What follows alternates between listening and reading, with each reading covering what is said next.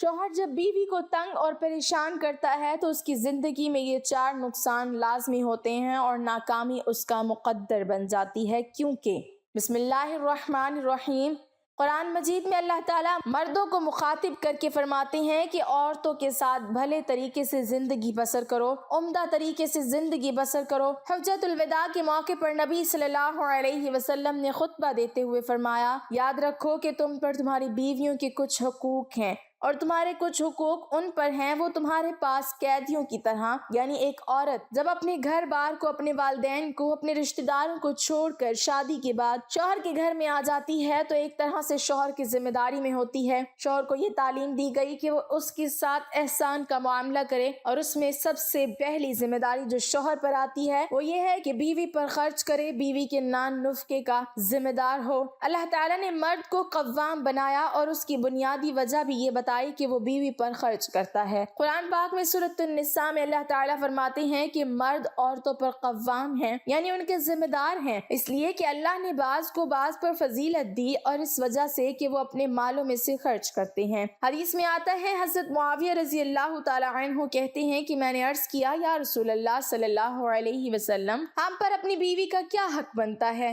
آپ صلی اللہ علیہ وسلم نے فرمایا، جب تم کھاؤ اسے کھلاؤ، جب تم پہنو یا کماؤ تو اسے بھی پہناؤ، یعنی کھانا پینا لباس اس کی ذمہ داری ہے۔ پھر اسی طرح حضرت عبداللہ بن عمر رضی اللہ تعالی عنہ کہتے ہیں کہ رسول اللہ صلی اللہ علیہ وسلم نے فرمایا، آدمی کو ہلاک کرنے کے لیے اتنا ہی گناہ کافی ہے کہ جس کا خرچ اس کے ذمے ہے اسے خرچ نہ دے، یعنی اس کے بارے میں مرد سے پوچھ بھی ہوگی، اور یہ اس کے لیے نقصان دہ ہے کہ اگر وہ اپنی ذمہ داری کو پورا نہیں کرتا۔ ایک حدیث میں آتا ہے کہ حضرت معاذ رضی اللہ تعالی عنہ سے روایت ہے کہ رسول اللہ صلی اللہ علیہ وسلم نے مجھے وصیت کی کہ اپنے استطاعت کے مطابق اپنے اہل و عیال پر خرچ کرو، یعنی جتنا تم کر سکتے ہو۔ ظاہر ہے جس کے پاس زیادہ ہوگا وہ زیادہ دے گا اور جس کے پاس کم ہے وہ کم دے گا۔ حضرت عائشہ صدیقہ رضی اللہ تعالی عنہا کہتی ہیں کہ نبی صلی اللہ علیہ وسلم نے فرمایا، تم میں سے بہترین شخص وہ ہے جو اپنے اہل و عیال کے لیے سب سے اچھا ہو، اور میں تم میں سب سے زیادہ اپنے اہل و عیال کے لیے اچھا ہوں۔ یعنی ایک انسان کی اخلاق کا معیار یہ نہیں کہ وہ باہر اپنے دوستوں کے ساتھ کیسا ہے یا لوگ اس کے بارے میں کیا سوچتے ہیں، بلکہ اس کے بہترین ہونے کا اندازہ اس بات سے لگایا جائے گا کہ وہ اپنے گھر میں کیا کرتا ہے، اپنی بیوی کے ساتھ کیسا سلوک کرتا ہے، کیا بیوی اس کے اچھے اخلاق یا با اخلاق انسان ہونے کی گواہی دیتی ہے، یعنی اس کے اخلاق کی سب سے بڑی گواہی اس کے گھر سے ہوگی۔ تو اس لیے انسان کو کوشش کرتے ہوئے اور پوری توجہ کے ساتھ اس معاملے کو لینا ہوگا، اور اس کے لیے ظاہر ہے کہ اچھے اخلاق کا مظاہرہ کرنے کے لیے صبر و تحمل بھی چاہیے اور اپنے بعض جذبات کی قربانی بھی چاہیے۔ شوہر کے اوپر بیوی کی تعلیم و تربیت اور اس کے دین کی ذمہ داری بھی ہے، تو بہت سی کوتاہیاں بھی دوسری طرف سے سامنے آ سکتی ہیں، لیکن ان تمام معاملات کو حسن سلوک کے ساتھ انجام دینے کی تعلیم دی گئی ہے، اور اس کے لیے نبی صلی اللہ علیہ وسلم نے فرمایا، اور صحیح مسلم کی یہ روایت بھی ہے کہ کوئی مومن کسی مومن عورت سے بغض نہ رکھے، یعنی اپنی بیوی کے ساتھ بغض نہ رکھے۔ اگر عورت کی ایک عادت اس کو ناپسند ہوگی تو کوئی دوسری عادت پسندیدہ بھی ہوگی، یعنی اس کی منفی عادات اور بری عادات پر ہی نظر نہ رکھے، بلکہ یہ بھی دیکھے کہ اس کے اندر اچھائیاں کیسی ہیں یا اس کے اندر خوبیاں کون سی ہیں۔ آپ صلی اللہ علیہ وسلم نے فرمایا، اور یہ سنن ترمذی کی روایت ہے کہ ایمان کے لحاظ سے کامل مومن وہ ہیں جو اخلاق میں سب سے اچھے ہیں، اور تم میں سے سب سے بہتر وہ ہے جو اپنی بیویوں کے لیے بہتر ہو، یعنی اس کا اخلاق اس کے لیے زیادہ اچھا ہو۔ نبی صلی اللہ علیہ وسلم کے بارے میں آتا ہے کہ آپ صلی اللہ علیہ وسلم نے کسی خادم یا عورت کو کبھی بھی نہیں مارا، تو اس لیے مرد کے اوپر یہ ذمہ داری عائد ہوتی ہے کہ وہ تعلیم و تربیت میں یا کچھ چیزوں کے گھر میں اصلاح کرنے کے دوران صبر و تحمل سے کام لے، مار پٹائی سے نہیں، غصے سے نہیں، اور وہ ایک ہمدرد اور مہربان ساتھی کی طرح ہو جو کہ اس کے بہت سے کام کاج میں یا اس کی ذمہ داریوں میں اس کا مددگار بھی ہو۔ حضرت اسود سے روایت ہے کہ انہوں نے حضرت عائشہ رضی اللہ تعالی عنہا سے پوچھا کہ نبی صلی اللہ علیہ وسلم گھر میں کیا کیا کرتے تھے، تو آپ رضی اللہ تعالی عنہا نے بتایا کہ وہ گھر کے کام کاج میں مدد کیا کرتے تھے، اپنا کپڑا خود سی لیتے تھے، کبھی جھاڑو بھی لگا دیتے تھے، یعنی کہ گھر کے کام میں بھی بیوی کی مدد کر دیا کرتے تھے۔ اس کا یہ مطلب نہیں کہ ازواج مطہرات کچھ کیا نہیں کرتی تھیں، بلکہ آپس میں محبت ظاہر کرنے کے لیے ایک تعلق بنانے کا ایک بہترین طریقہ یہی ہے کہ جب کوئی شخص اکیلا کسی کام میں لگا ہوا ہو تو دوسرا شخص اس کی مدد کرے، اور نبی صلی اللہ علیہ وسلم نے اس کی بہترین مثال قائم کی ہے۔ نبی صلی اللہ علیہ وسلم نے فرمایا، ہر وہ بھلا کام جو تم اپنے گھر والوں کے ساتھ کرو وہ ان پر صدقہ ہے، یعنی بیوی کے کام کاج میں جو بھی مدد ہے وہ ایک طرح سے ثواب کا کام ہے، جیسے کہ نبی صلی اللہ علیہ وسلم اپنے گھر والوں کی خدمت میں ہوتے تھے، لیکن جب نماز کا وقت آتا تھا تو سب کچھ چھوڑ کر نماز کے لیے چلے جاتے تھے۔ پھر اسی طرح آپ صلی اللہ علیہ وسلم نے ایک موقع پر فرمایا، جب آدمی اپنی بیوی کو پانی پلاتا ہے تو اسے اجر دیا جاتا ہے۔ ارباز بن ساریہ کہتے ہیں کہ جب میں نے یہ حدیث سنی تو میں اٹھا اور اٹھ کر اپنی بیوی کو پانی پلایا اور پھر اسے بھی یہ حدیث سنائی کہ نبی صلی اللہ علیہ وسلم نے یہ بات بتائی ہے۔ تو کیسی خوبصورت تعلیم تھی کہ جس سے ان خوبصورت رشتوں میں آپس میں محبت اور پیار پیدا ہوتا ہے۔ اسی طرح آپ صلی اللہ علیہ وسلم کو جب گھر میں کھانا پیش کیا جاتا تھا تو اس میں عیب نہیں نکالتے تھے، اگر پسند ہوتا تو کھا لیتے ورنہ چھوڑ دیتے تھے۔ آج ہم دیکھیں کہ کتنے ہی گھرانے ایسے ہیں جن میں لڑائی جھگڑے کھانے کی میز سے ہی شروع ہوتے ہیں اور چھوٹی چھوٹی باتوں پر ایک دوسرے کے ساتھ بدسلوکی کی جاتی ہے۔ پھر اسی طرح یہ کہ نبی صلی اللہ علیہ وسلم اپنی بیویوں کی جائز فرمائشیں بھی پوری کر دیا کرتے تھے۔ حضرت عائشہ صدیقہ رضی اللہ تعالی عنہا کے بارے میں آتا ہے کہ جب بھی وہ آپ صلی اللہ علیہ وسلم سے کسی چیز کی فرمائش کرتی، کچھ مانگتی، کچھ ضرورت ہوتی یا کسی چیز میں ان کی خواہش ہوتی تو وہ اس کو پورا کر دیتے۔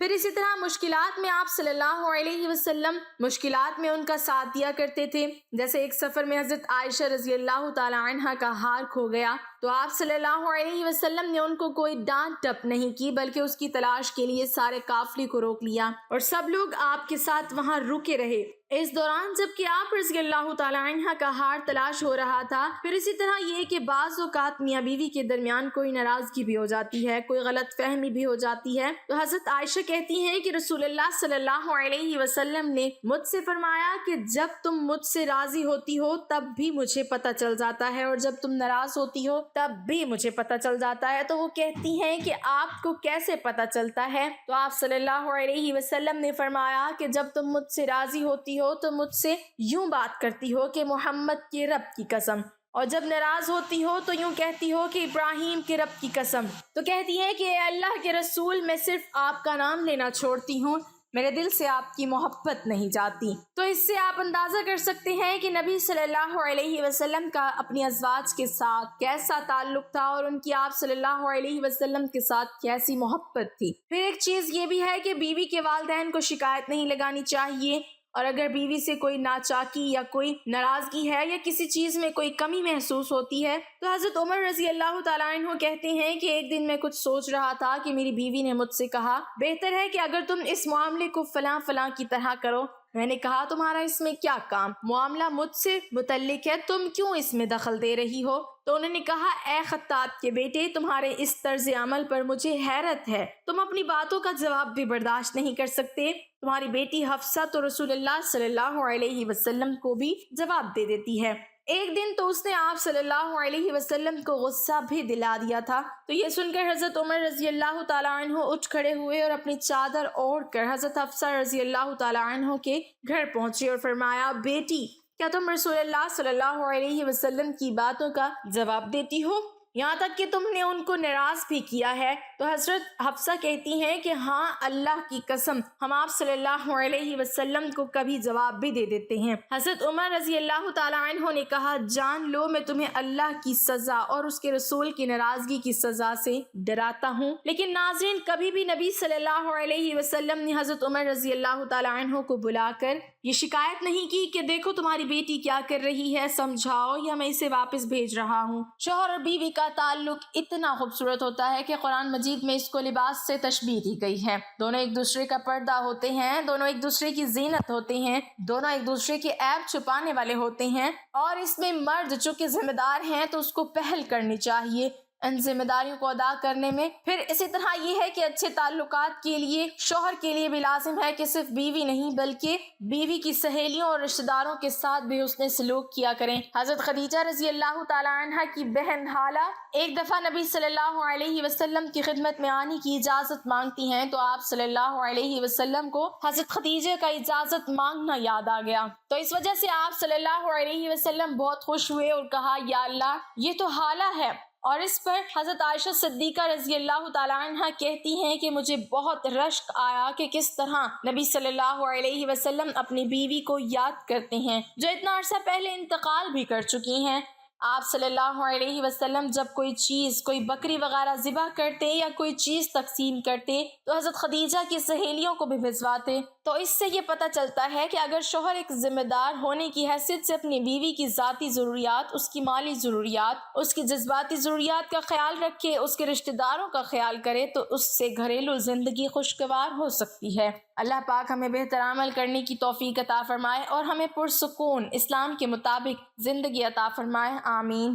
ناظرین، کمنٹ باکس میں اللہ تعالیٰ کے 99 ناموں میں سے ایک نام ضرور ٹائپ کریں۔